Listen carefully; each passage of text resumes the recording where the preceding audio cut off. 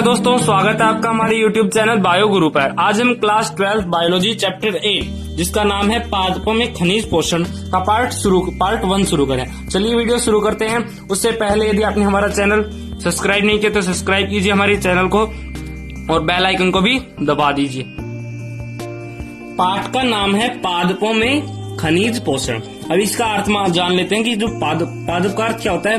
पेड़ पौधे, खनिज किसे कहते हैं? वे पोषक पदार्थ, ऐसे पोषक पदार्थ जो मृदा में उपस्थित होते हैं। तो खनिज का मतलब क्या हो गया? खनिज की परिभाषा क्या हो गई?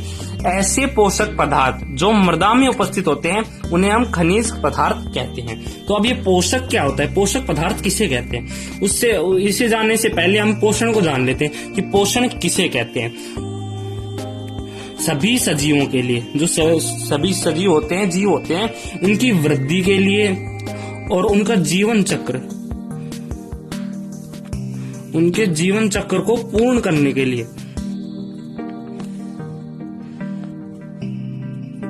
जीव जो होते हैं अपनी वृद्धि के लिए और जीवन चक्र को पूर्ण करने के लिए विभिन्न पदार्थों का अवशोषण या ग्रहण कर विभिन्न पदार्थों को ग्रहण करते हैं। उन पदार्थों को ग्रहण करने की क्रिया को हम क्या कहते हैं? पोषण कहते हैं। जबकि जो पदार्थ प्राप्त किए जाते हैं, ग्रहण किए जाते हैं पादपों के द्वारा, उन्हें हम क्या कहते हैं? पोषक पदार्थ। तो ये हो गई खनिज की परिभाषा, पोषण और पोषक पदार्थ की परिभाषा। जो सभी सजीव होते हैं वो पोषक पदार्थ को ग्रहण करते हैं। पोषक पदार्थ को ग्रहण करने के आधार पर या पोषण क्रिया के आधार पर जो सभी सजीव हैं उन्हें, जीवों को पोषण के आधार पर दो भागों में बांटा जाता है, स्वपोषित जीव और परपोषित जीव। हम पहले परपोषित जीव के बारे में जान लेते हैं। तो आप शब्द देख रहे हैं परपोषित जीव। अब इसका मतलब क्या होता है? पर मतलब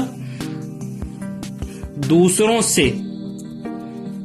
और पोषित पोषण प्रदान करने वाले, मतलब पोषक पदार्थ ग्रहण करने वाले, पोषण प्राप्त करने वाले। तो परपोषित जीव कौन से हो गए? वे जीव जो कार्बनिक और अकार्बनिक पदार्थ, organic compound and inorganic compound बाह्य स्रोतों से या फिर दूसरों से प्राप्त करते हैं, ऐसे जीवों को हम परपोषित जीव कहते हैं। इनमें जो कार्बनिक और अकार्बनिक पदार्थ होते हैं वो दूसरों से ग्रहण किए जाते हैं। तो दूसरों से ग्रहण किए जाते हैं तो वो जो कार्बनिक और अकार्बनिक पदार्थ होते हैं वो जटिल अवस्था में होते हैं। जटिल कार्बनिक और अकार्बनिक कंपाउंड होते हैं। तो जो जटिल कार्बनिक होते हैं वो परपोषित जीवों के द्वारा सरल कार्बनिक यौगिकों में बदले जाते हैं। जटिल कार्बनिक यौगिकों को सरल कार्बनिक यौगिकों में बदलने की क्रिया को क्या कहते हैं? पाचन कहते हैं। तो इसका मतलब क्या हो गया कि परपोषित जीव जो होते हैं, परपोषित में डाइजेस्टिव सिस्टम पाया जाता है, पाचन तंत्र पाया जाता है। जबकि जो स्वपोषित होते हैं उनमें पाचन तंत्र नहीं पाया जाता, क्योंकि स्वपोषित के द्वारा अपना भोजन जो कार्बनिक यौगिक हैं वो स्वयं निर्मित करते हैं, जबकि अकार्बनिक बाह्य स्रोतों से प्राप्त किए जाते हैं। तो दूसरा आता है स्वपोषित। तो स्वपोषित जीव कौन कौन से हो गए? जो ऐसे जीव जो कार्बनिक पदार्थों को तो स्वयं निर्मित करते हैं,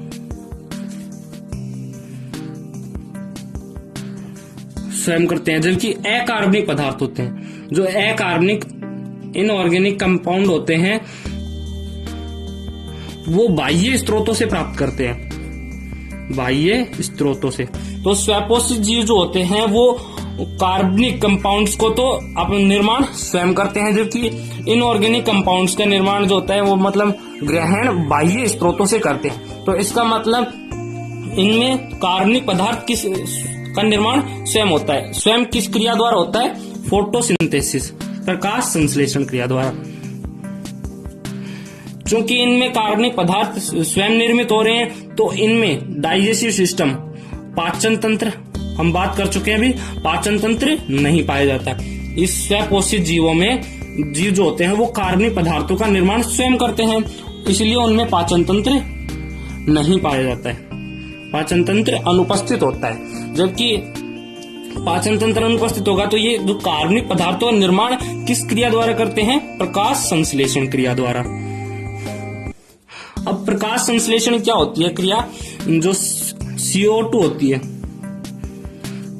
जो पादप ग्रहण करते हैं, और H2O जो जल अवशोषित करते हैं मूल रोमों द्वारा, वो पर्णहरित में प्रकाश की उपस्थिति में ग्लूकोज, ऑक्सीजन और ऊष्मा में बदल देते हैं। जो पादप होते हैं वो CO2 ग्रहण करके और H2O ग्रहण करके पर्णहरित में प्रकाश की उपस्थिति में ग्लूकोज, ऑक्सीजन और ऊष्मा में रूपांतरित कर देते हैं। तो ये जो होती है प्रकाश संश्लेषण क्रिया द्वारा स्वपोषित जीव जो होते हैं वो कार्बनिक पदार्थों का निर्माण स्वयं करते हैं। जैसे आप देख रहे हैं ये जो ग्लूकोज है,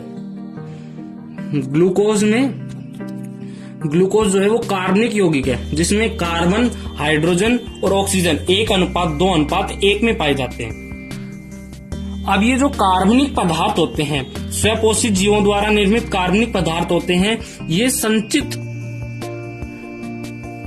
पदार्थ के रूप में ग्रहण अवशोषित कर दिए जाते हैं, मतलब ग्लूकोज का संचय हो जाता है पादपों में। इस प्रकार जो पादपों में तो ग्लूकोज, तो पादपों में संचित पदार्थ क्या है? पादपों में ग्लूकोज क्या कहते हैं? स्टार्च। संचित पदार्थ क्या होता है? स्टार्च। और जंतुओं में ग्लाइकोजन होता है, जिसे हम जंतु स्टार्च भी कहते हैं। तो ये बात आपको याद रखनी है कि पादपों में संचित ग्लूकोज या स्टार्च होता है, जबकि जंतुओं में ग्लाइकोजन या जंतु स्टार्च होता है। जैसे हम उदाहरण देखें तो आलू का ले लेते हैं उदाहरण। आलू में क्या होता है कि जो आलू की पत्तियां होती है, आलू की पत्तियां, चूंकि ये पादपों में जो स्टार्च का, ग्लूकोज का निर्माण कहाँ हो रहा है? पर्णहरित कहाँ पाया जाता है? पत्तियों में। तो पादपों में जो स्टार्च का संचय कहाँ हो जाता है? पत्तियों में। ये बात आपको याद रखनी है कि पादपों में स्टार्च का जो संचय होता है वो कहाँ होता है? पत्ती में होता है। तो आलू की जो पत्ती होती है इसमें स्टार्च पाया जाता है, मंड पाया जाता है। तो इनके उदाहरण क्या हो गए? स्वपोषित जीवों के उदाहरण क्या हो गए? जैसे पादप, आलू हो गया, जैसे सभी पादप हो गए। और प्रकाश संश्लेषी जीव होते हैं, जैसे प्रकाश संश्लेषी जीवाणु। ये जो जीवाणु होते हैं ये प्रकाश संश्लेषण द्वारा अपना भोजन स्वयं निर्मित करते हैं। अब परपोषित जीवों का उदाहरण कौन कौन से हो गए? कवक, जीवाणु और जंतु। जो सभी जंतु होते हैं, हम भी आ गए, मानव भी जंतु में ही आ गए। तो जो मानव होते हैं वो परपोषित होते हैं, मतलब अपना भोजन, अपना पोषण दूसरों से प्राप्त करते हैं। अब हमारा अगला टॉपिक आता है पादपों की खनिज पोषकों की आवश्यकताओं की विधियां कौन कौन सी होती हैं। अब हम जानेंगे पादपों की खनिज पोषकों की आवश्यकताओं की विधियां। इन विधियों में पहला है पादप भस्म विधि। पादप भस्म विधि द्वारा हम जान सकते हैं कि पादपों में जो पादप जो होते हैं वो कितने खनिज का अवशोषण कर चुके होते हैं। जैसे हम इस पादप भस्म विधि में क्या होता है कि एक ताजा पौधा ले लिया जाता है, ताजा पौधा। अब इस ताजे पौधे में क्या क्या होते हैं? अब इस ताजे पौधे में हमें खनिज की मात्रा निकालनी की, इसमें कितना खनिज है। तो ताजे पौधे में जो सभी पौधा एक सजीव है, और सजीव की संरचनात्मक और क्रियात्मक इकाई क्या होती है? कोशिका होती है। और कोशिका में क्या क्या पाए जाते हैं उन सबको हम पृथक कर लेते हैं, और जो बचता है वो खनिज बचता है। इस प्रकार हम पादप भस्म विधि में खनिज, किसी भी पौधे में खनिज की कितनी मात्रा है उसे ज्ञात कर सकते हैं। जैसे कोई ताजा पौधा ले लिया, इसमें कोशिका में क्या क्या पाया जाता है? कोशिका भित्ति, कोशिका झिल्ली और जीव द्रव्य जो होते हैं वो पाए जाते हैं। उनमें जल भी पाया जाता है, जीव द्रव्य में जल पाया जाता है विलायक के रूप में। तो ताजे पौधे को 1 या 2 दिन 60 से 70 डिग्री सेंटीग्रेड तापमान पर ओवन में रखा जाता है। ओवन में रखा जाता है, जिससे जो ताजे पौधे में जो कोशिका में जीव द्रव में जो विलायक जल के अणु पाए जाते हैं वो वाष्प के रूप में निकल जाते हैं। इससे जो बचा हुआ शेष भाग होता है, जो शेष भाग बच गया जल के अलावा, जल जो होता है वो निकल जाता है जल वाष्प के रूप में। और जो अब बचा हुआ शेष भाग होता है इसे हम तोल लेते हैं कि ये इसका भार कितना है।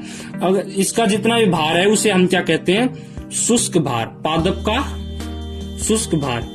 अभी हम पिछले वीडियो में हम पढ़ लिया था कि जो पादप की वृद्धि में एक शुष्क भार भी आता है, कि पादप की शुष्क भार में वृद्धि को भी हम पादप की वृद्धि में मान सकते हैं। तो शुष्क भार क्या होता है, जो ताजा पौधा होता है अगर उससे जल की सभी मात्रा निकाल दी जाए तो उसे हम शुष्क भार कहते हैं। अब जो पादप का शुष्क भार होता है उसमें कौन कौन से पदार्थ पाए जाते हैं, कोशिका भित्ति, इसमें जो शुष्क पादप का जो कुल भार होता है इसमें से जल तो निकल जाता है और जो बाकी के जो बचे होते हैं वो शुष्क भार कहलाता है। जैसे कोशिका भित्ति, बहुसैकेराइड्स, लिग्निन, कार्बनिक अम्ल, जीव द्रवी घटक। मतलब शुष्क भार में कोशिका भित्ति, बहुसैकेराइड्स, लिग्निन, कार्बनिक अम्ल और अन्य जो जीव द्रवी घटक होते हैं वो पाए जाते हैं। अब ये जो शुष्क भार बचा है इसे हम 6000 डिग्री सेंटीग्रेड तापमान पर गर्म कर लेते हैं।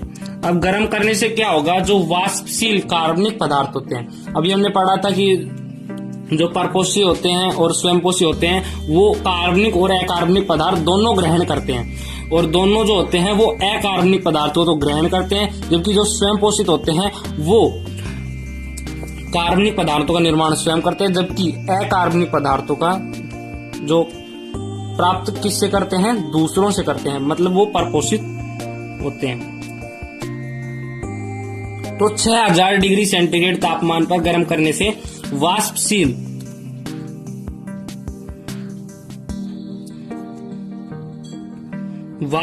कार्बनिक पदार्थ जो होते हैं वो तो निकल जाते हैं वाष्प के रूप में, जबकि जो अवाष्पशील कार्बनिक पदार्थ होते हैं वो बचे रह जाते हैं, जिन्हें हम खनिज कहते हैं, खनिज। अब ये जो अवाष्पशील कार्बनिक पदार्थ होते हैं ये भस्म के रूप में प्राप्त होते हैं। अब उस भस्म का अवलोकन कर लेते हैं और उसमें खनिज पदार्थ की मात्रा का अवलोकन कर लेते हैं कि उस पादप में कितने मात्रा में खनिज पदार्थ था। अब इससे क्या होगा, इससे ये तो पता लग जाएगा कि पादप में कुल खनिज की मात्रा कितनी थी, लेकिन इस विधि से ये नहीं पता लगता कि जो खनिज है उसकी उस पादप में क्या उपयोगिता है। अगर उस पादप में कोई भी खनिज जो उस भस्म में प्राप्त हुआ है अगर वो ना हो तो पादप में किसकी कमी होगी। तो इस विधि से जो है वो खनिज की उपयोगिता और अनिवार्यता निर्धारित नहीं होती है। अब इसको निर्धारित करने के लिए दूसरी विधि दी गई थी, पहला है बालू संवर्धन प्रयोग। पिछली विधि में हमने देखा था पादप भस्म विधि में कि उस विधि में पादप में कितनी मात्रा में खनिज उपस्थित है वो पता लग जाता है, लेकिन उसकी उपयोगिता या निर्धारितता का पता नहीं लगता है। इस विधि में हम जानेंगे कि पादप में कौन कौन से खनिज जो होते हैं वो अनिवार्य होते हैं, कौन सा खनिज पदार्थ पादप के लिए आवश्यक है और कौन सा सूक्ष्म पोषक है, मतलब कम पोषित कर रहा है। तो इस विधि में क्या करते हैं, जो बालू मिट्टी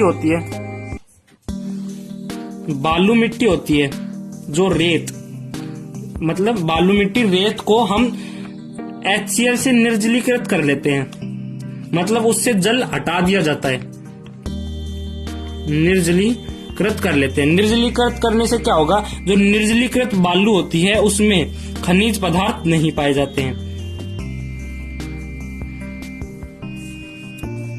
खनिज पदार्थ नहीं पाए जाएंगे। अब इस निर्जलीकृत जो बालू है, निर्जलीकृत बालू है, इसे हम भिन्न भिन्न पौधों में भिन्न भिन्न गमलों में भर देते हैं। जैसे ये निर्जलीकृत बालू वर्दी, इन तीनों, जैसे 3 ले लिए, इन तीनों में किसी में भी खनिज पदार्थ उपस्थित नहीं है, क्योंकि इन तीनों में निर्जलीकृत बालू भरी हुई है। अब इस बालू में तीनों पौधों में समान तरह के, इन गमलों में समान तरह के पौधे रोपित कर दिए जाते हैं। अब भी जो है इन तीनों गमलों में किसी में भी खनिज पदार्थ नहीं है, कोई सा भी खनिज पदार्थ नहीं है। अब जैसे हम इसमें Mg+2 खनिज देते हैं और इसमें Na+ खनिज देते हैं, तो इस प्रकार हम विभिन्न जो गमले होते हैं उनमें अलग अलग खनिज पदार्थ देते हैं। इससे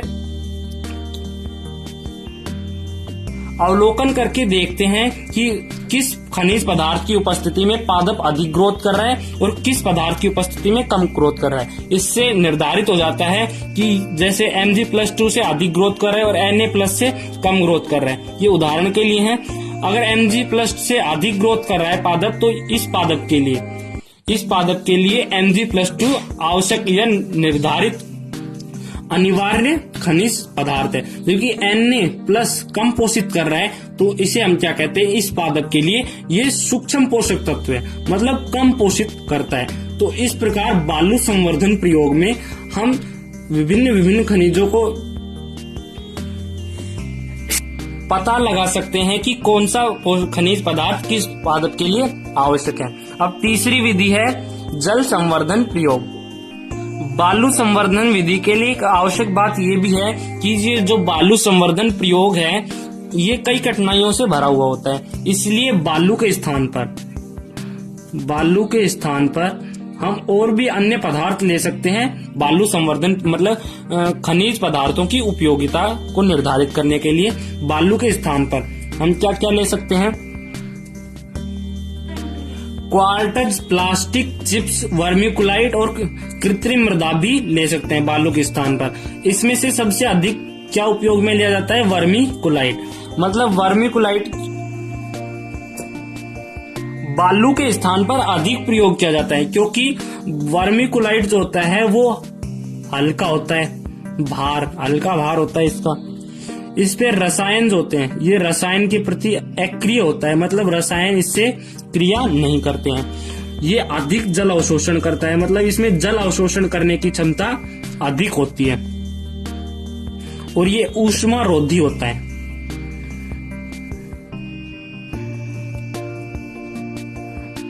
इसका मतलब जब बालू संवर्धन प्रयोग में बालू के स्थान पर वर्मिकुलाइट का प्रयोग किया जाता है तो उस क्रिया को हम क्या कहते हैं,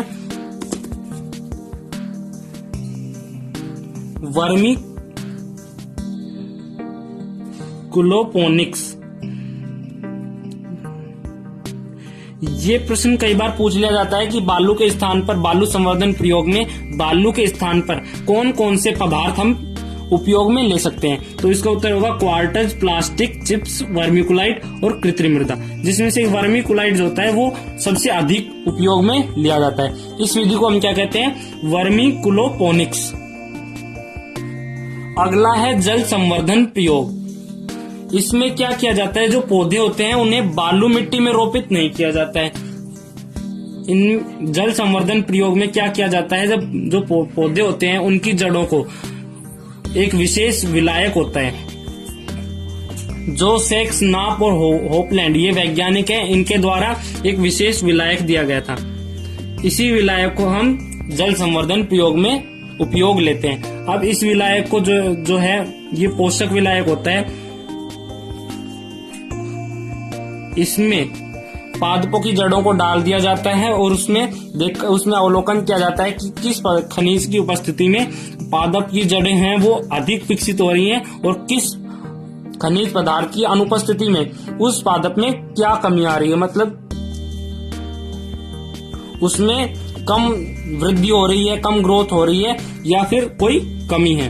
तो जल संवर्धन प्रयोग में हम खनिज पदार्थ की अनुपस्थिति में जो पादपों में होने वाली कमी को निर्धारित करते हैं। इस विधि को क्या कहते हैं, हाइड्रोपोनिक्स। हाइड्रोपोनिक्स विधि में क्या होता है, जो ये पोषक विलायक होता है इसमें O2 की अनुपस्थिति होती है। इस कारण इसमें एक नली डाली जाती है जिससे O2 प्रवाहित की जाती है। तो जल संवर्धन प्रयोग में क्या किया जाता है, खनिज पदार्थों की अनुपस्थिति में पादपों में क्या कमी हो रही है इसका निर्धारण किया जाता है।